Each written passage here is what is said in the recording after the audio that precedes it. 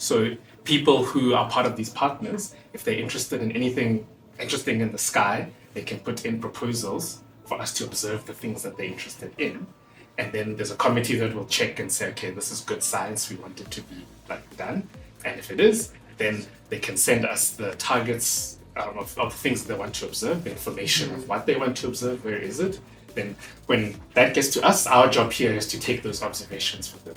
So if you see a star in the sky that just exploded and you're like, what's going on with that star?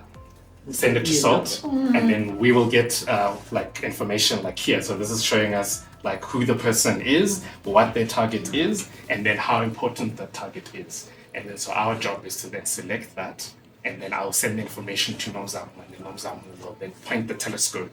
So she does the heavy lifting.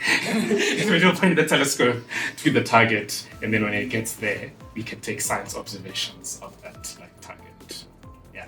So target can be a galaxy, a star, exploding star, something flying near the Earth, like rocks in our So we are always busy. You always have those. Yes. We always, like you can see now that it's quite full. If I scroll down here, there's a lot of different targets we can observe right now. And we are here to learn. Just tell me a little bit about your client. Who are your clients?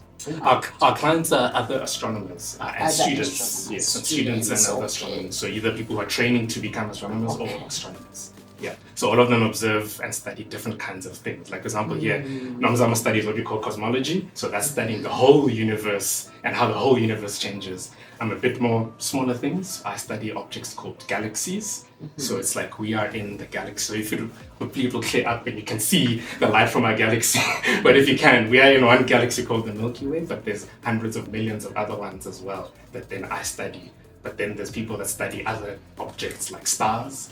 Like I study the image of stars in our own galaxy. But I will say the stars don't look as beautiful as like the galaxies that we observe. So some of the objects. So this is like similar to the galaxy that we are in, but it's outside. So these are the kinds of many different things that people like observe. And what SALT is very good at observing are things that are exploding or like changing quickly. So some things in space explode all of a sudden, like some stars. And then SALT is very good at that because often when something explodes, the sooner you can look and study it, the better science you can get from it.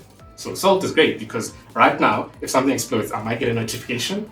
I can set up a proposal in maybe 10 minutes, send it, and then we can get observing it in 10 minutes. Often we're sitting at night and then someone is like, hey, there's something that's exploding. Can you please observe it? And then we can quickly get on it, which most telescopes, it's very difficult to be able to do that. So that's one thing that we're really good at is those kinds of observations. Because those things change quickly. And then the sooner you can study it as it's exploding, the better. And as you were talking about quickly is now. As now, exactly. Not to wait for another day exactly. to catch and exactly, because that whole day a lot can change. And sometimes we have objects that change quickly all the time. Like there's some objects that less than a second that object can be changing. So if that happens, we also have instruments that can study those changes. So we for example, there's object called like millisecond pulsar. So that's 1,000th of a second, 100th of a second change.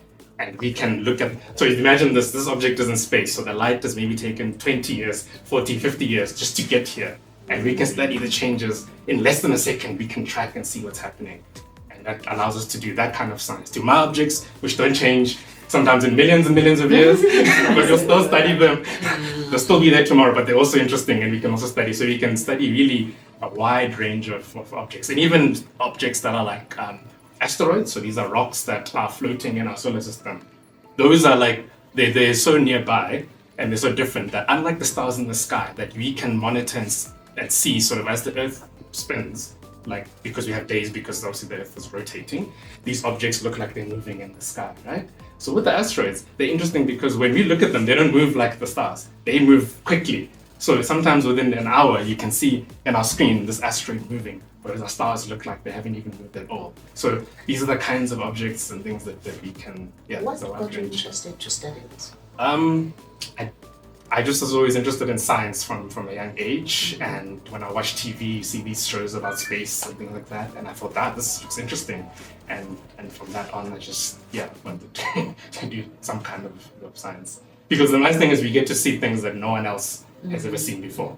So on a day we could be seeing an object that is like, people like maybe 1 or 2 people in the whole world cares about that object or has seen it.